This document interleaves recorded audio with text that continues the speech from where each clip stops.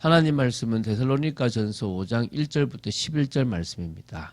4절부터 6절 말씀까지를 합독하고 데살로니가전서 5장 1절부터 11절 말씀까지를 보도록 하겠습니다. 그러면 데살로니가전서 5장 4절부터 6절 말씀까지를 합독하도록 하겠습니다. 형제들아 너희는 어둠에 있지 아니하며 그날이 도둑같이 너희에게 임하지 못하리니 너희는 다 빛의 아들이요 낮의 아들이라. 우리가 밤이나 어둠에 속하지 아니하나니 그러므로 우리가 다른 이들과 같이 자지 말고 오직 깨어 정신을 차릴지라. 아멘. 지금 이제 데살로니가전서 5장을 봅니다. 이 5장이 이제 마지막 장이고요. 재림에 대한 이야기를 합니다. 그리고 이때 성도는 깨어 있어야 된다. 또 영적으로 각성하지 않으면 안 된다. 이런 중요한 말씀을 통해서 우리 신앙생활에 어떻게 나아가면 될 것인지에 대한 부분들을 주고 있습니다. 그래서 지금 우리에게 주시는 메시지라고 보시면 됩니다. 어떤 의미에서는요, 다들 취해버렸어요. 다들 영적으로 자고 있는 시대가 되어져 버렸습니다. 이때만 해도 주님이 곧 오실 거라고 했는데 이때가 지금 말 그대로 지금 100년 이하잖아요. 근데 이 이후로 지금 1900년이라는 세월이 지났어요. 약 한 2000년이 지난 거죠.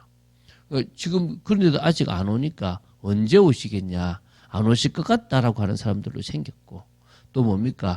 이것과 상관없이 그냥 세상에서 먹고 즐기고 너무 좋은 것들이 많으니까 그것에 빠져버리는 시대가 되어져 버린 겁니다. 너무나 복잡하고 다양한 것들이 있는 이 시대에 하나님은 아주 단순하게 그날이 올 거다. 그리고 그때를 불신자들은 모른다. 그러나 깨어있는 자들은 몇 월 며칠이 아니지만 그 징조를 보면서 이제 때가 가까웠구나를 알게 될 것이라는 것입니다. 오늘 우리는 깨어있어 주님이 오실 때를 기다리며 또 우리에게 주어진 사명들을 감당하고 어려움 당하는 성도들, 또 정말 기도가 필요한 성도들을 위해서 기도하고 권면하고 그들에게 역사하실 하나님을 더 기대하는 그런 축복이 있어야 될 줄로 믿습니다. 우리 말씀 보면서 또 이거 하나님 인도를 받겠습니다. 1절부터 3절을 먼저 보겠는데요. 바울은 이 1절부터 3절을 통해서 돌연히 임하게 되는 주의 재림, 다시 말하면 그 심판의 날로 인해서 어둠에 속한 자들은 멸망을 호련히 맞이하게 될 거라는 겁니다. 그래서 형제들아 때와 시기에 관하여는 너에게 쓸 것이 없으면 주의 날이 밤에 도둑같이 이를 줄을 너희 자신이 자세히 알기 때문에 도둑같이 임한다는 것입니다. 이 말씀 가지고 모른다, 갑자기 임한다라고 생각할 수 있습니다. 언제냐? 그들이 평안하다, 안전하다 할 그때에 뭡니까? 이제 됐다, 이 정도면 안전하고 편안하고 좋다라고 할 그때에 임신한 여자에게 해산의 고통이 이름과 같이, 이해가 되시죠? 임신한 여자에게 갑자기 진통이 와요. 배가 아프다. 그래서 어디 갑니까? 병원을 가면서 아이가 나옵니다. 언제 나올지 모르는데 물론 요새는 그 기한을 우리가 잘 알기 때문에 대강 짐작할 수 있지만 그 당시에는 그게 잘 없지 않습니까? 갑자기 임하게 되는 겁니다. 멸망이 갑자기 그들에게 임하는데 결코 피하지 못하리라. 이게 지금 하나님께서 경고의 메시지를 주고 계신 겁니다. 하나님의 뜻을 모르고 자기 욕심을 위해서 죄를 짓고 살아가는 많은 사람들에게는 멸망의 심판이 도둑같이 갑자기 해산할 여인에게 임하는 그 진통과 같이 고통과 같이 갑자기 임하게 됩니다.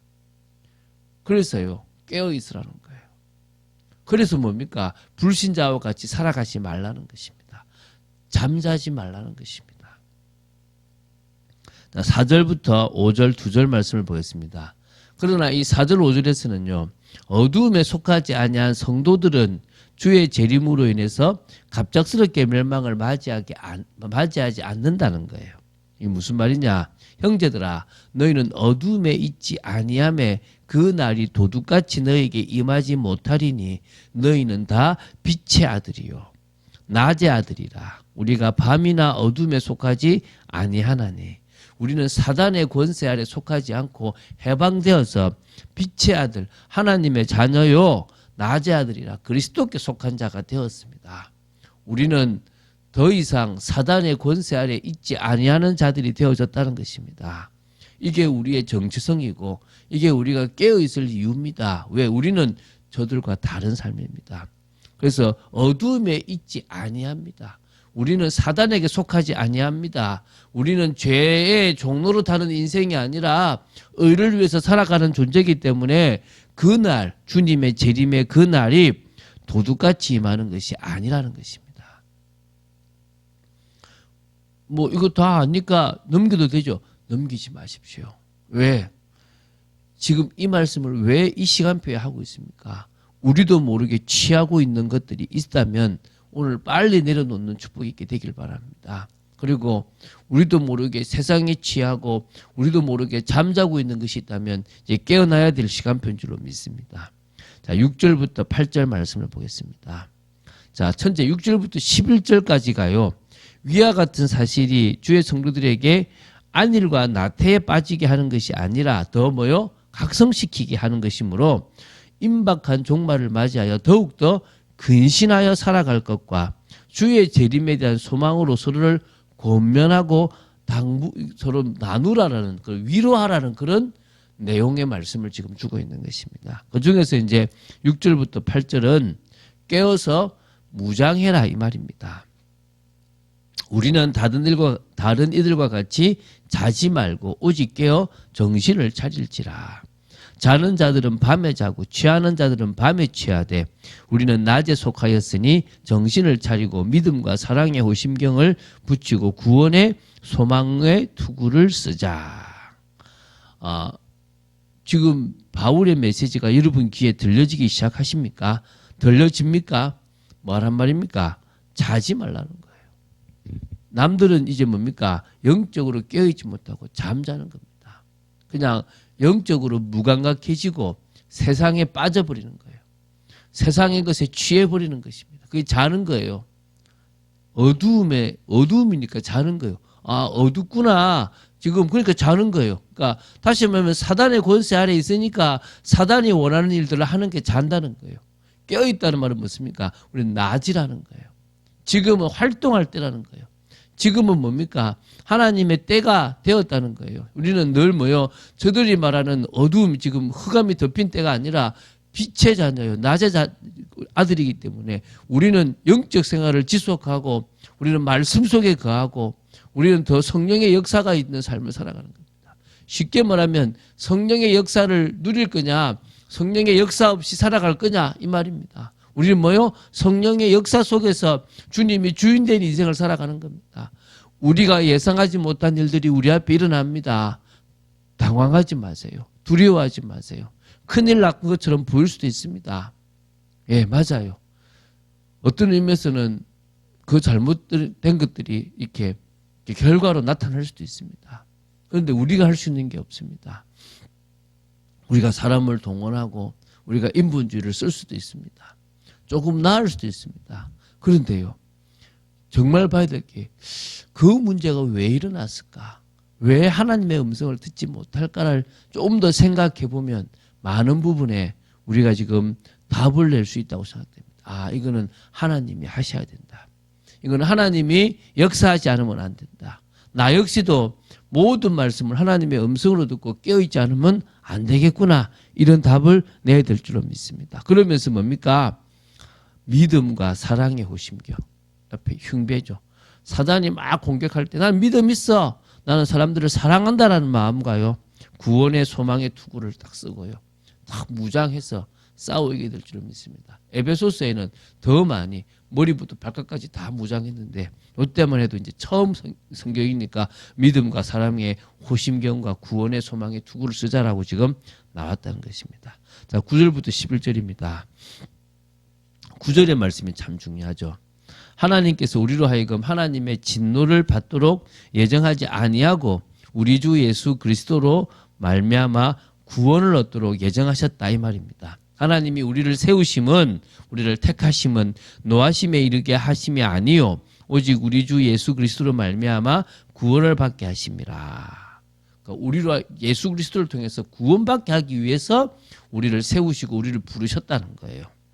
예수께서 우리를 위하여 죽으사 우리로 하여금 있든지 자든지 자기와 함께 살게 하려 하셨느니라.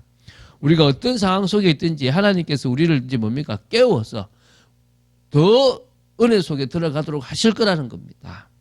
그래서 그러므로 비참하여 권면하고 서로 덕을 세우기를 너희가 하는 것 같이 하라 이랬습니다. 이제 뭡니까? 그래, 우리는 성령의 역사 속에서 주님이 우리를 뭐 하기 원하신다고요? 구원을 받게 하려고 하시는 그 분명한 이유가 있기 때문에 뭐 하라고요? 권면해서 자, 깨어 있어라. 빛의 자녀다. 또 낮의 아들이다. 소망을 가지고 살아가자. 우리는 믿음으로 믿음과 사랑에 호신경을 붙이고 구원의 소망에 투구를 쓰고 살아가자. 라고 이렇게 증거하라는 것입니다. 우리는 말세를 살아가는 사람들입니다. 우리를 위하여 죽으신 예수 그리스도께서 우리의 주가 되시며 성령을 통해서 지금도 우리 삶에 역사하셔서 우리를 밤처럼 어둠에 있게 한 것이 아니라 낮의 자녀로 낮을 위해서 낮 속에서 살아가도록 만드셨습니다. 온전히 그분을 의지하고 믿음의 삶을 살아가게 되길 바랍니다. 그러는 중에 우리는 뭐합니까? 정말 간절한 마음, 지금 가족을 향한 간절한 마음을 가지고 기도해야 될 줄로 믿습니다. 명절이 끝났지만 더 우리의 가족을 위해서 기도하고 또 기도하며 하나님의 뜻을 이루는 축복이 있게 되기를 주 예수 그리스도 이름으로 축원드립니다. 주는 그리스도시요 살아계신 하나님의 아들이심을 고백합니다. 말씀 따라가는 축복 속에 있도록 저희들을 지켜주시고 아버지 하나님의 뜻과 통하는 귀한 저희들이 되도록 지켜주시옵소서. 저희들이 정말 빛의 아들이요 낮의 아들인 만큼 깨어있게 하여 주시고 또 정말 저희들이 성령의 역사 속으로 들어가는 아버지 하나님 취하지 않는 저희들 되게 하여 주시옵소서. 오늘도 가족들을 위해서 기도하고 영혼들을 놓고 기도합니다. 저희들에게 은혜를 내려 주시옵소서. 주 예수 그리스도 이름으로 기도드립니다. 아멘.